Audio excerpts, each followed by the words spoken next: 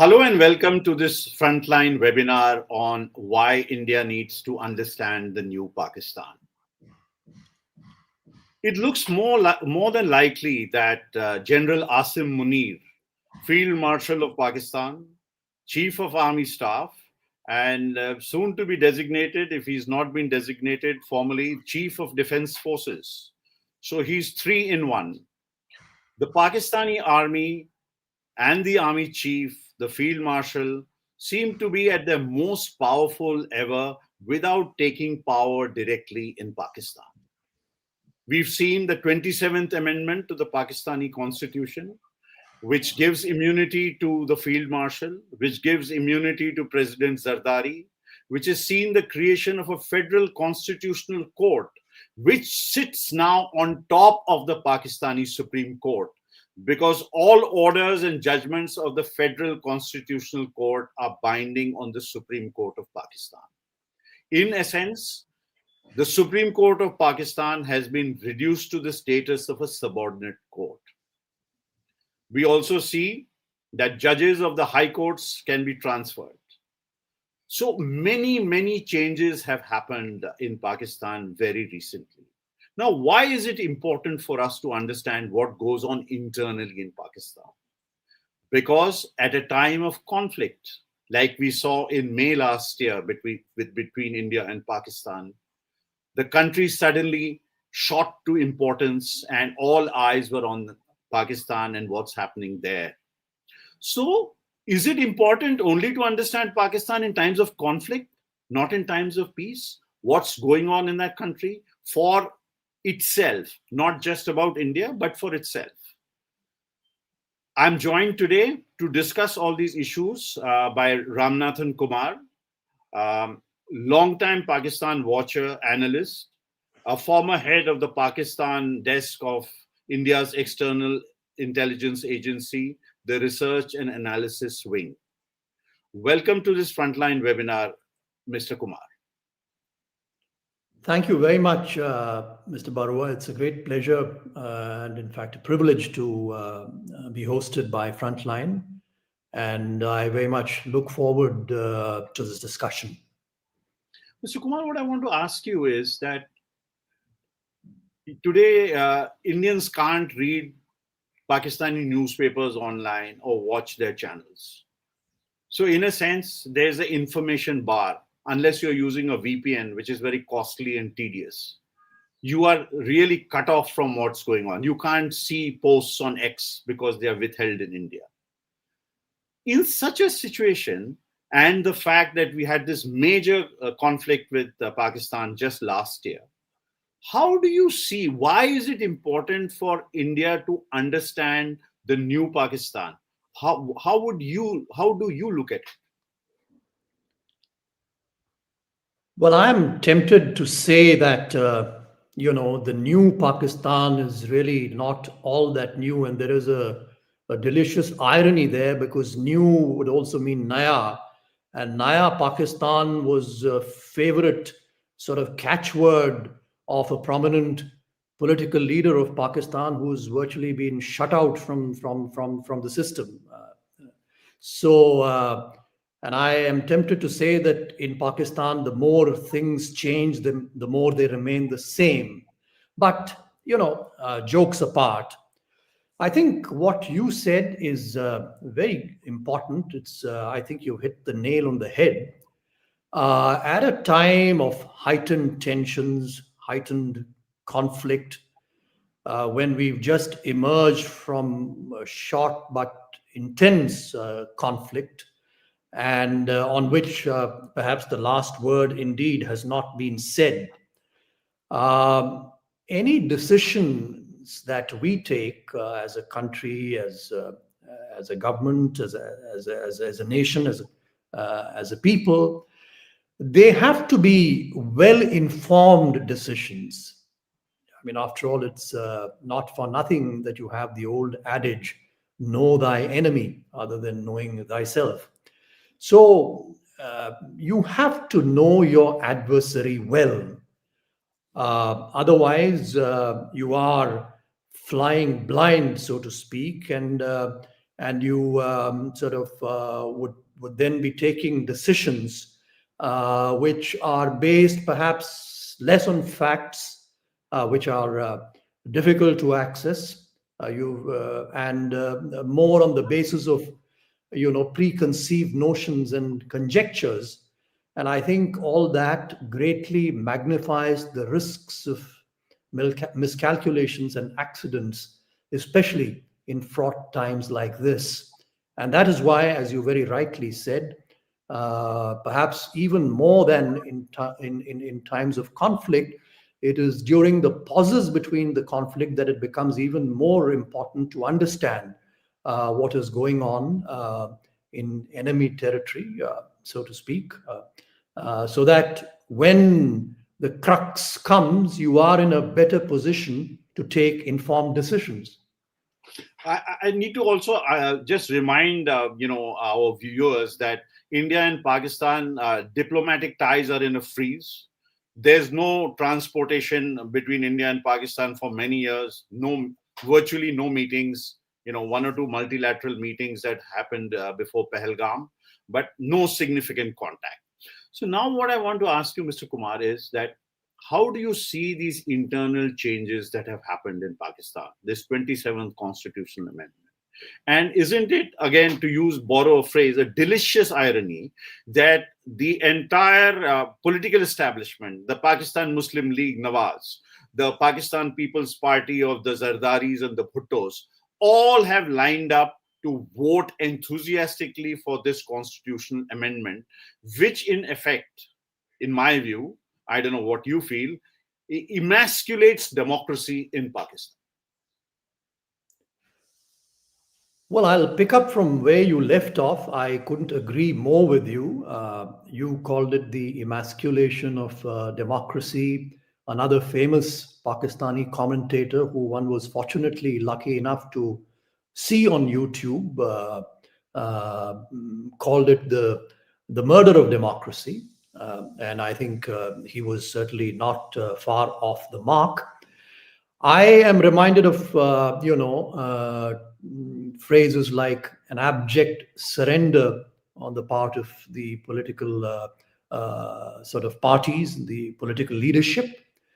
But, I think the long and short of it is that what we have is, I think, martial law, which doesn't call itself martial law, but it is martial law all the same. And it is this time backed by the force of, the Constitution, by the full might of the Constitution. And therefore, all pretenses of hybrid democracy, etc., have now been swept away. There is nothing hybrid about this. This is, and I think the expression may be a little strong, but I think it, again, will not be far off the mark. This is unadulterated military rule with, I think, power swinging decisively, or in fact even captured unapologetically by one single person who is most unapologetic about military rule in Pakistan, because he believes that it is only the military that is the savior of Pakistan, and that is the newly minted, or now not so newly minted, Field Marshal, who, of course, as you very rightly said, now becomes the chief of defense forces also, which means that all decisions, internal, external, call it what you will, by and large are in the hands of one person only. That has grave risks, both for the country and for those who are at the receiving end of Pakistan's actions, like us. Perhaps one could argue that it also maybe in some ways gives rise to opportunities, in the sense that one man's word is good enough to get things done. But I think overall, It heightens the perils of conflict more than anything else. Well, I'm going to ask you about why the political parties, especially the PMLN and the PPP, why they've gone along with this in a bit. But first, we have a question from Shantanu Dasgupta, and he's asking: is General Asim Munir a religious fanatic? Yes, it's an excellent question, and you know, if you ask me for a simple or a simplistic sort of binary, yes or no, I would go for the yes. But as you're aware, these things are not such simple binaries, and phrases or expressions like religious fanatic, jihadi general, etc., are sort of convenient labels, which at times may not convey the full nuances of the subject that is being of the point that is being made. But if you ask me, I would say this: General Asim Munir is a hard-line Islamist general. He is an uncompromising figure. There are no halfway measures in what he does, whether he deals with his own political leadership or whether he is operating in the external domain. We saw him bare his soul on at least a couple of occasions in recent months. One was a few days before the Pahalgam attack, and the other was when he addressed the cadets at the PMA Kakul a few weeks ago. And I don't want to repeat all that he said because it's been seen, it would have been seen by most of our viewers. But I think suffice it to say that he believes possibly in all that he said. And I think that is where the danger lies, in the sense that, people dealing with him may think that what they are doing is measured or calibrated, but it's possible that his response may not be so measured and calibrated. It may be a sort of full scale, full throated response. So I don't know. I just tried to sort of elaborate on that theme of religious fanatic a little bit, and I hope it was of some Right. use. So now, what I want to now know from you, Mr. Kumar, is why are political leaders like Nawaz Sharif, that he has a record of being a thrice dismissed prime minister, once through through a coup, once through the Supreme Court, and once by the president. So his record is unmatched. So we have Nawaz Sharif in one corner. Then we have Bhutto's Pakistan People's Party, Benazir Bhutto's legacy, Zulfikar Ali Bhutto's legacy, now commandeered, of course, by Mr. Zardari. Why have these political parties acquiesced so easily? Is it that they want, like a ceasefire between the civilian government and the military government? We give you extensions, you don't touch our government, you don't destabilize us. Is that something which we saw between Imran Khan and Bajwa also to some extent? But this has been carried forward, to a really further extent. So why have these political parties, especially the PPP, because we can argue that PMLN was a creation of Ziaul Haq and all, we won't go into all that. Why have these political parties so readily and so easily acquiesced to what seems to be Asim Munir's larger agenda? Yes, and I think the answer to that would be uh, short sightedness of the highest order. And you referred to the elephant in the room, and the elephant in the room, I think clearly here, is Imran Khan. And I think Imran Khan also, in many ways, is responsible for this situation, and in fact, for for digging his own grave, if I may use that expression, because he displayed unadulterated, unconcealed contempt for the political parties or the other political parties when he was in power. He described them or dismissed them as, called them all kinds of names. And I think these parties fear that should Imran Khan ever come back to power, then all of them will be in Adiala jail or wherever it is. And so, in the case of the field marshal as well, the lifetime immunity that he's sought for himself.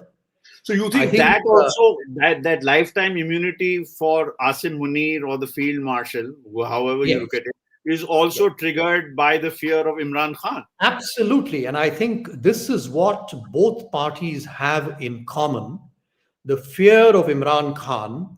And so they are scratching each other's back. The political parties, of course, have the most to lose here, but they don't seem to realize that. And the field marshal, of course, now has untrammeled sway. So, in the short term, at least, he has gained immeasurably. As I said, the political parties, in their short term or narrow minded view, have considered everything that they had ever gained. That, I think, is more or less how I would tend to look at it. And what is your sense? I mean, one interesting thing that has happened is that the chairman Joint Chiefs of Staff Committee, that post has been abolished, and they haven't created a CDS, but they've created a CDF, Chief of Defense Forces. And now they say, earlier the chairman Joint Chiefs could be from any of the three services. It could be a Navy man, it could have been an Air Force man, he could have been an Army man. Usually it's the other services. But now General Munir, Field Marshal Munir, has dispensed with this. He now says very clearly the army chief is the boss, not just in de jure terms, but in de facto terms. Why do you think this change has happened? And do you think it will have any bearing on inter-services relationships in Pakistan? Well, in a sense, I would say that he has only made de jure what was de facto. It is a fact that the army chief, as we all know, has been primus inter pares in Pakistan. He has always been a much larger figure than his counterparts from the Navy and Air Force, which have always been considered as relatively junior services vis-a-vis the army. But here again is an example of there being, as I said, no halfway measures as far as Asim Munir is concerned. He wants to have unity of command, period. His word shall be the law.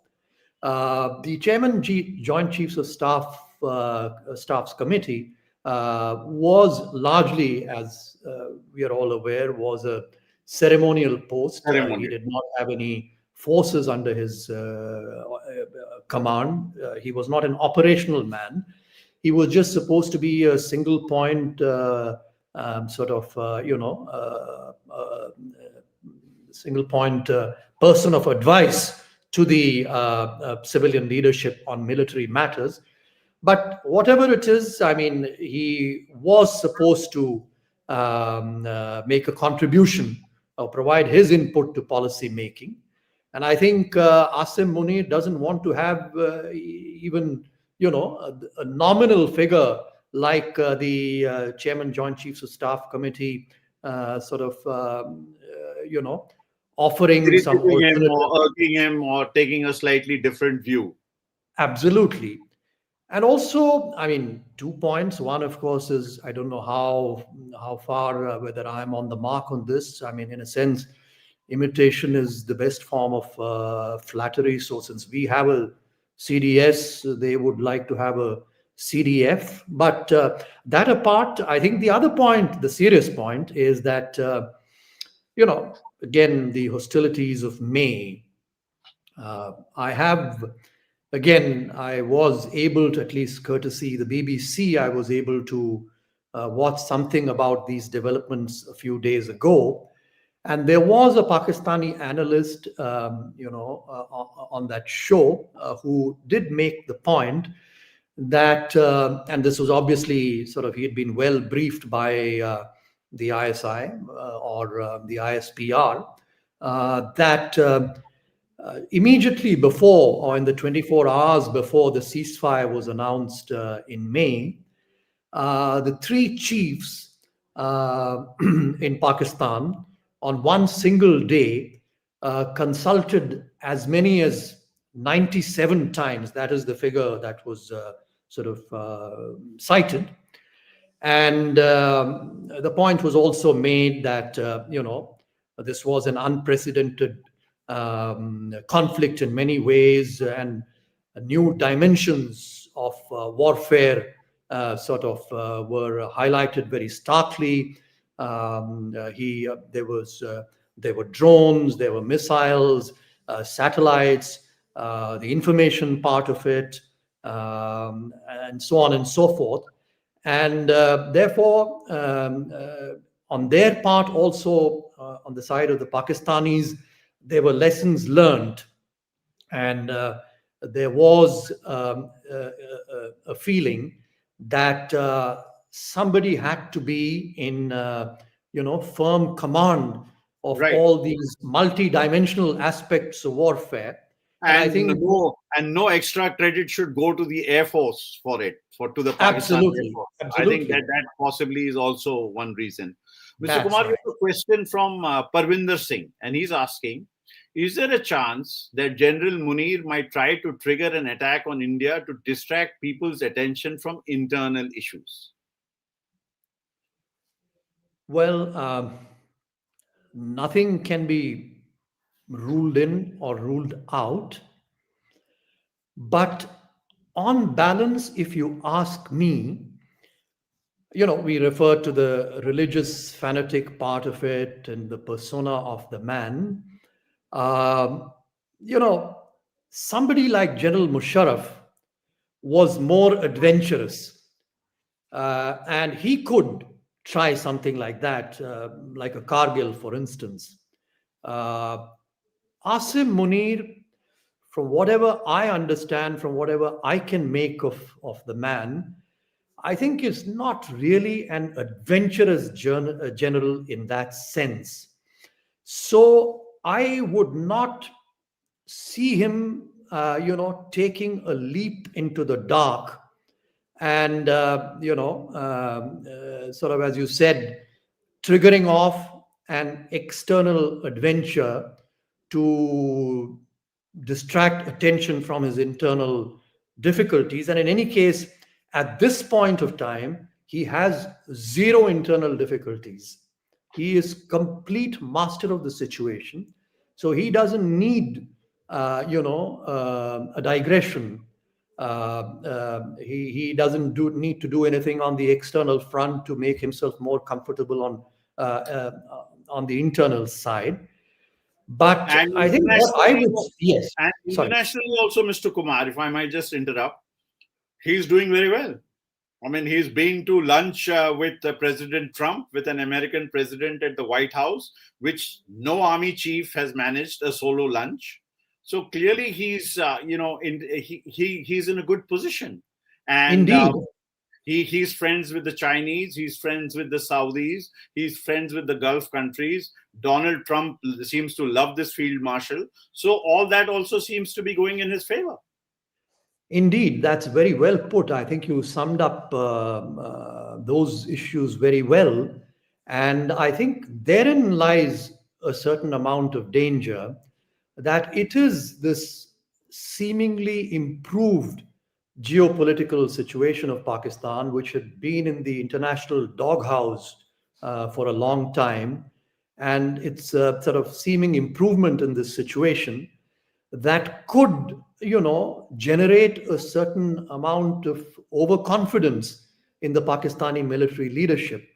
And that could, hypothetically at least, that could make them more cocky and make them more prone to some kind of misadventure on the external front, on the assumption that there will be less constraints on them as far as their international partners are concerned.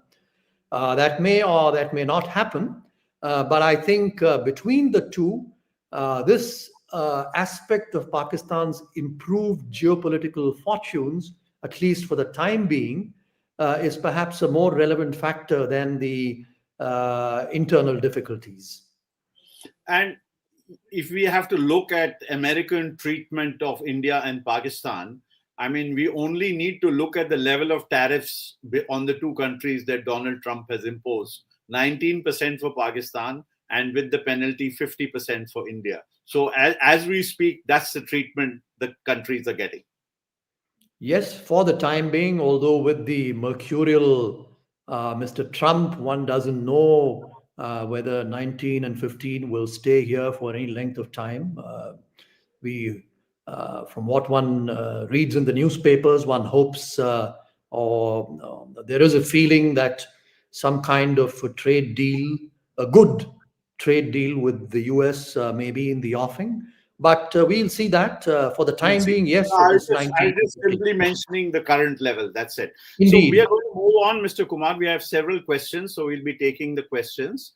And to set the stage for Gauri Shankar's question, this November 10th blast that happened in Delhi, in which several innocent people were killed in this car bomb blast.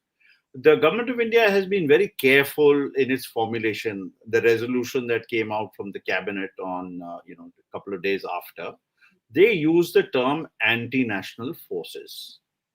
In the past, the Modi government has been very, quick to blame our neighbor for any such attack.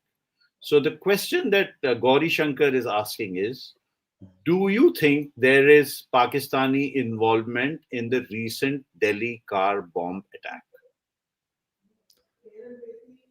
That's an excellent question, and please bear with me if I talk about it at some length.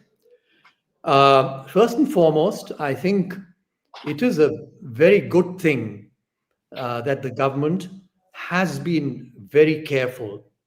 There is absolutely no harm in being extra careful in these matters, because once the facts have been established, then our narrative, our allegations become that much more credible. And so, therefore, let the investigation proceed. Let the facts come out. Every day we are seeing more and more facts. I think the more concrete facts are available, the more credible Government of India's narrative will be. Now, as far as Pakistani involvement is concerned, again, I will just stick to the facts as they have emerged in the public domain so far. Now, one thing is clear, that while this was a sprawling trans-state network, and there's a very large internal dimension to it, both in Kashmir and in other states. It is also now becoming quite clear that there is an external dimension, in the sense that there does seem to have been one or multiple external controllers or people outside India who were in communication with the members of this terror network or module.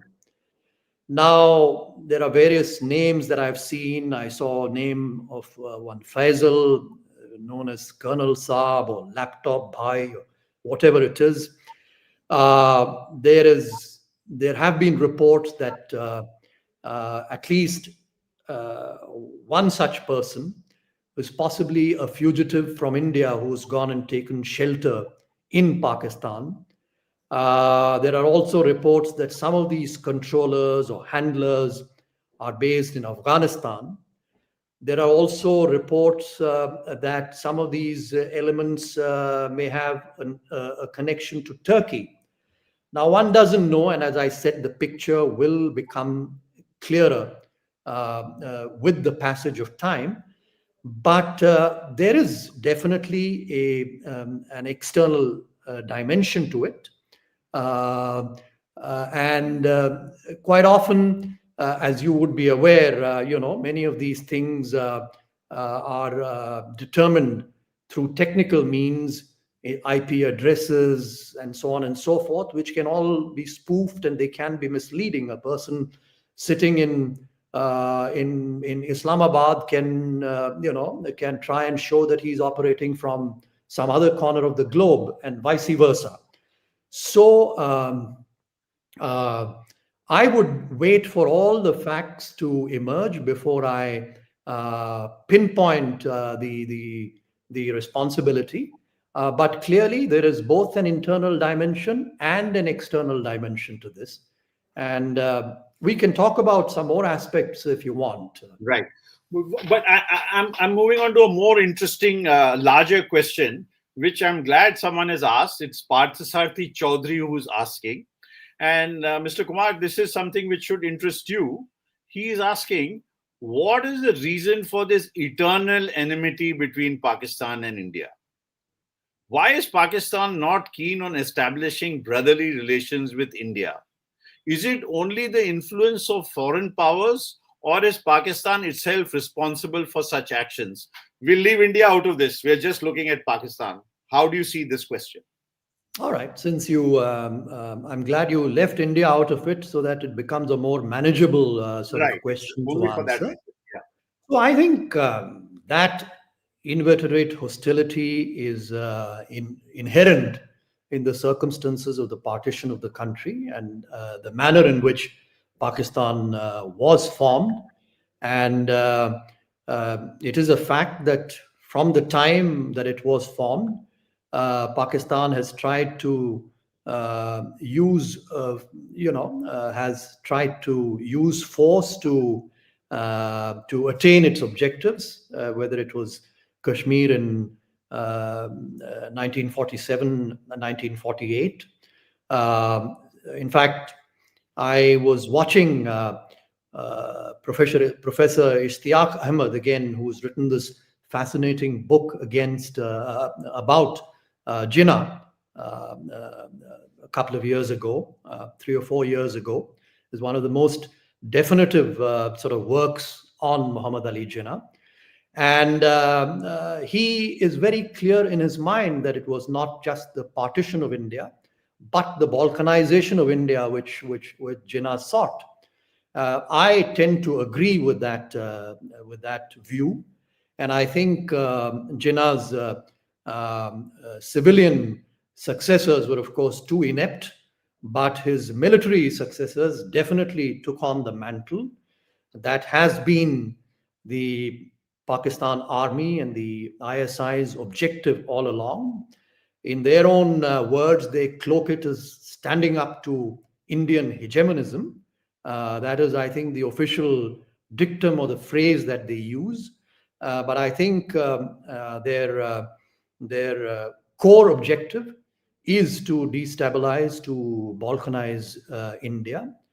Whether that is out of a deep-rooted sense of paranoia, or whether that provides the sole justification for the military to remain in the pole position that it is and enjoy all the other loaves and fishes of being in office, is, I think, can be debated endlessly.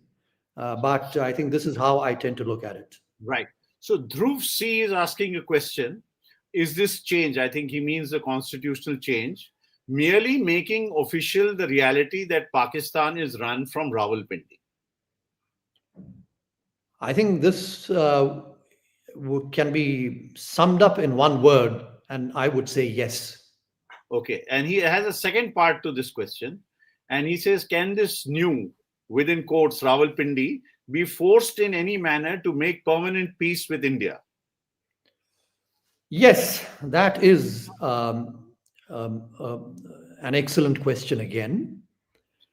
And so I think one should not sort of think that this inveterate hostility should be eternal.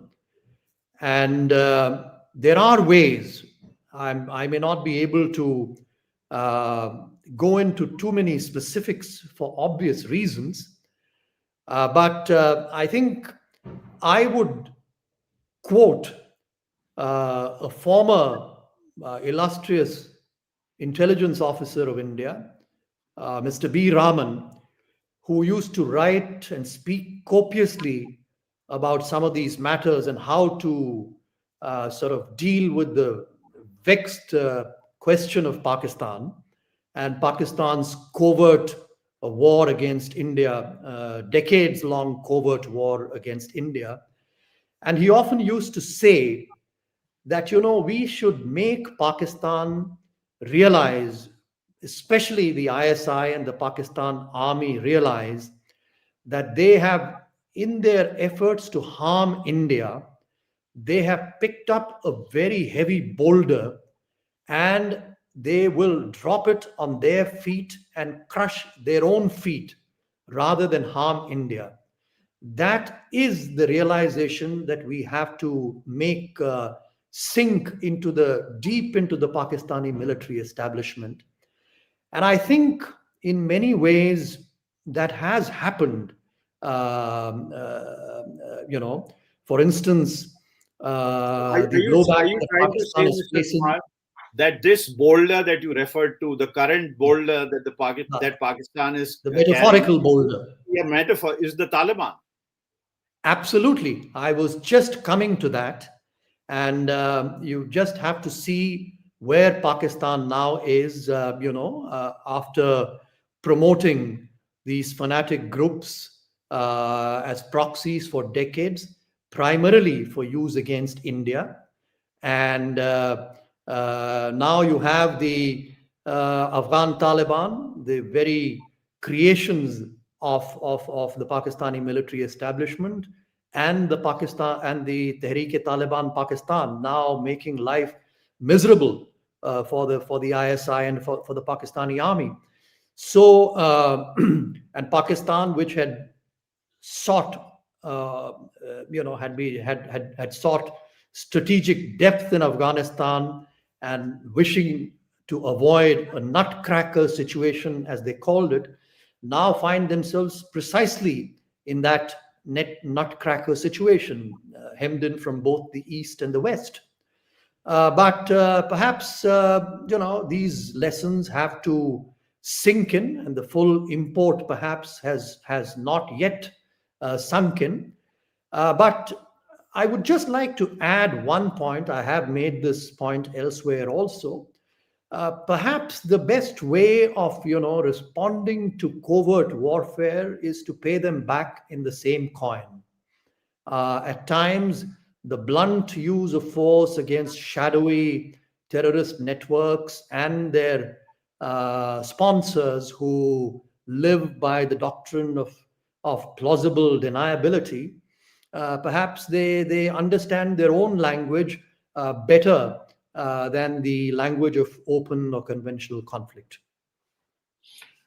So what you're trying to say is that these decades of fostering the Taliban, we know that the Taliban were a creation of Pakistan and its ISI and General Nasirullah Babar. All those things are known.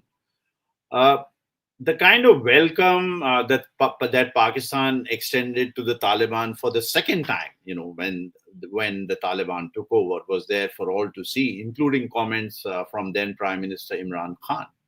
So in the long term, How much of a threat? And let's separate the two. One is the Taliban government in Kabul, and one is the TTP.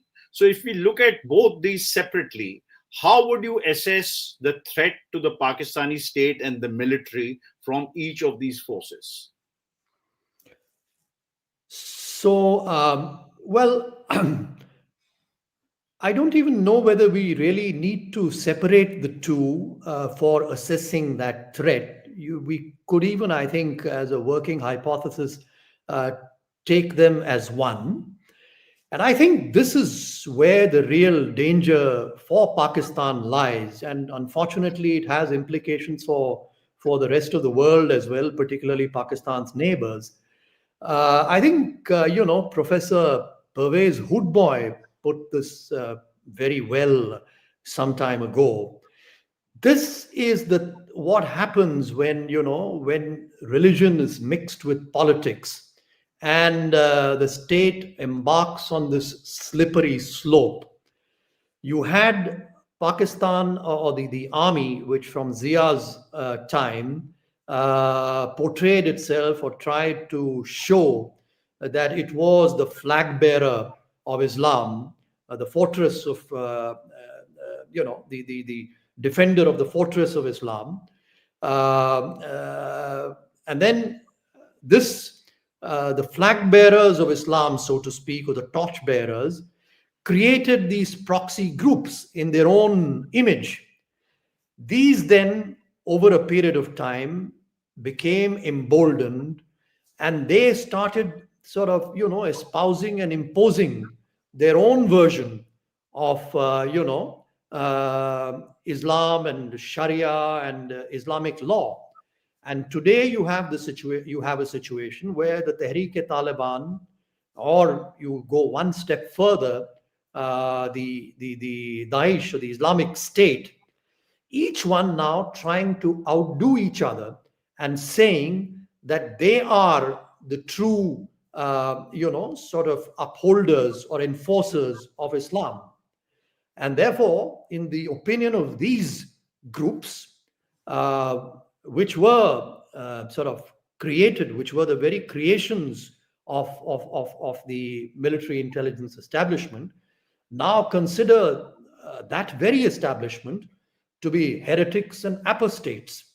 They don't consider themselves Islamic enough, the Pakistani army Islamic enough, and they now want to impose their own version of Sharia on Pakistan.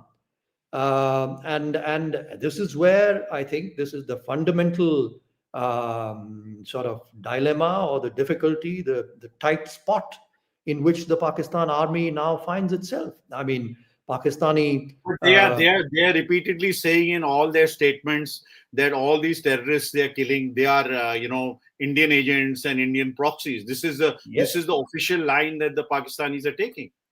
Correct. They can call them what they will. They can call them Fitna-e-Hind or whatever concocted names they have invented. But the fact of the matter is that in this entire process, large sections of Pakistani society have been radicalized.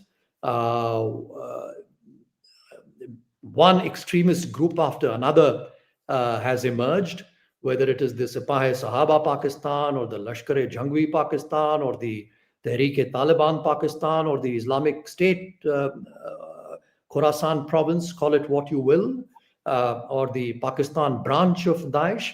So you have each group more sort of radical than the other.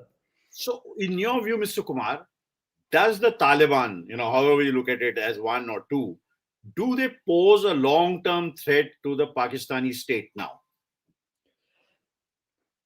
Yes. Now, the fact of the matter is that, again, sort of carrying on with the same point, since you bring up the Taliban, the Afghan Taliban specifically, it is a fact, as people like the writer Abu Bakr Siddiqui, who wrote this wonderful book called The Pashtuns, who makes that fundamental point that the Pakistani military has long sought to use radical Islam or fundamentalist Islam to undercut the power of Pashtun nationalism.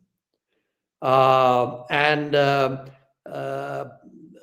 found and now landed themselves in this difficult situation.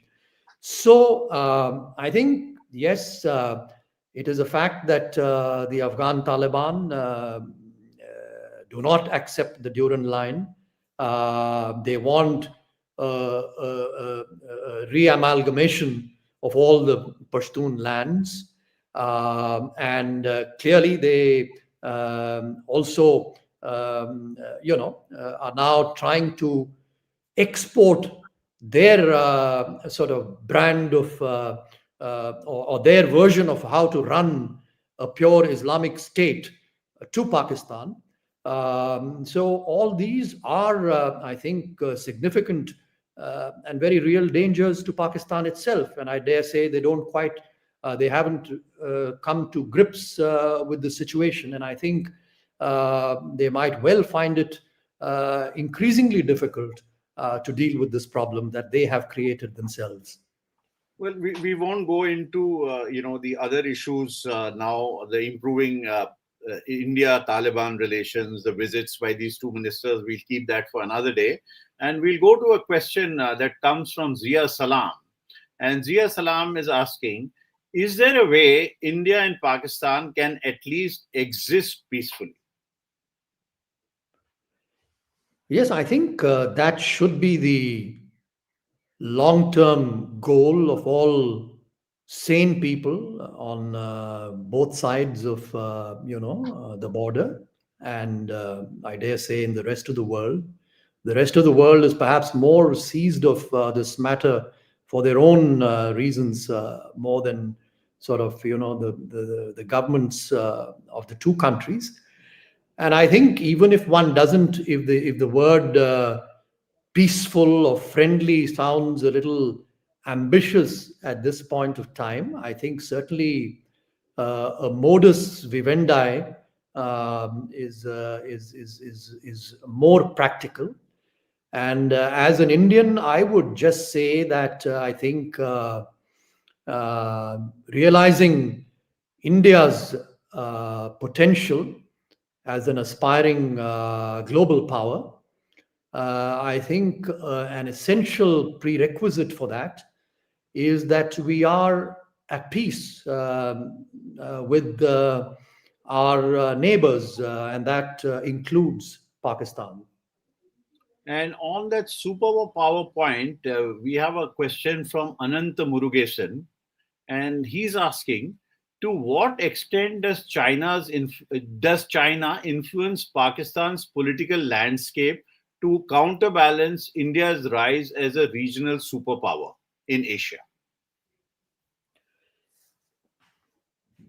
The answer to that is that China has long sought to use Pakistan as a counterbalance to India. In fact, that is what led to the rapprochement or the bonhomie between China and Pakistan in the late 1950s. And that is where the story begins. And from then on, the Chinese have realized the overarching importance of Pakistan to counter India. And it is in that cynical sort of pursuit, it is principally in that pursuit that they have used Pakistan. Now, the Chinese don't really seek to influence. As I think, if I sort of recollect correctly, you use the expression political landscape. I think manipulating or influencing the political landscape of Pakistan is perhaps not the way the Chinese have gone about it. In all, China plays this game in all the countries of our neighborhood, in the whole of South Asia. They've done this in Nepal, in Sri Lanka, and that in Bangladesh, wherever. Constraining India in its own backyard has long been one of the central pillars of Chinese policy. And the way they've done it is they have tended to hobnob or play ball with who they perceive. Sometimes they have gone wrong also. The example of Nepal and the monarchy comes to mind, but we leave that aside for a moment. With who the Chinese perceive to be the long term power players in these countries. And they have correctly assessed that it is the Pakistan army and the Pakistani military who are their principal allies in Pakistan. And so China has tried to beef up Pakistan militarily throughout these decades to strengthen the position of the Pakistani army. They've given them equipment, know-how, nuclear technology, intelligence, call it what you will. These are not new phenomenon. We saw this play out very graphically, of course, in the recent conflict. But I would submit that, what has changed is not Chinese intentions. Chinese intentions have remained constant, but it is the effectiveness of Chinese military equipment and Chinese technology that has, grown by leaps and bounds, and that is what should be a cause of worry to us. Right, and nearly 80% of weapon purchases by Pakistan are now from China. So that's a major shift away from the US. Because when I was posted in Pakistan for the Hindu, the main in the 90s, the main thing was getting F-16 spares, and that was the principal item of discussion. So obviously Pakistan has moved very far away, and I think as a technology demonstrator, if I might use the word. During the recent the May conflict, it proved to be quite effective. Yes, absolutely correct. And I think it is this improvement in Chinese technology, Chinese military technology specifically, that would make them more attractive to Pakistan. And in fact, in some sense, in one way, one can even argue that, this is what would make Pakistan's game of balancing China on the one hand and the Americans on the other also perhaps a little more difficult now, because they are so heavily dependent on China that they may not be that amenable to American reason or American diktats. I mean, it's just one Right. aspect of this rather complicated situation. We have a question from Nirupama Subramanian 2261, and the question is the following: all military dictators in Pakistan have met a sorry end. Does history hold a lesson for how the Asim Munir era will come to an end? Well, indeed, history holds many salutary lessons. And at this point of time, I think, to use a famous expression, perhaps an obituary of General Asim Munir would be somewhat premature. But you never know in the long run how these things play out. And Imran Khan, for instance, is in the confines of Adiala jail, and the Pakistan Tehreek-e-Insaf is in considerable disarray. But you never know what But he can remains happen. disturbingly popular for some people, Imran Khan. Indeed. And it is that disturbing popularity which I'm sure gives the Field Marshal many sleepless nights. So we have to just wait and see how things unfold. I read an interesting article this morning by one of our former high commissioners to Pakistan about the parallels between Indonesia and Pakistan, the role of the military, the Dwi-fungsi, as the Indonesians call it, and the stranglehold that the Pakistan army has over power. And There was a reference there to General Suharto, who once, again held untrammeled power in Indonesia, but then met a sorry figure when the popular protests couldn't be controlled any longer. So who knows? We may yet get there at some point of time, but not for the immediate future. I think I'm going to sort of, we're coming to the close of this discussion. So it's in line with the futuristic questions. As you said, the obituary might be a little premature, but I'd like, to also ask, okay, let's take one more quick question from Amit Kumar Mukherjee. Any chance of any Pakistani corps commanders overthrowing Field Marshal Munir? It's what shall I say?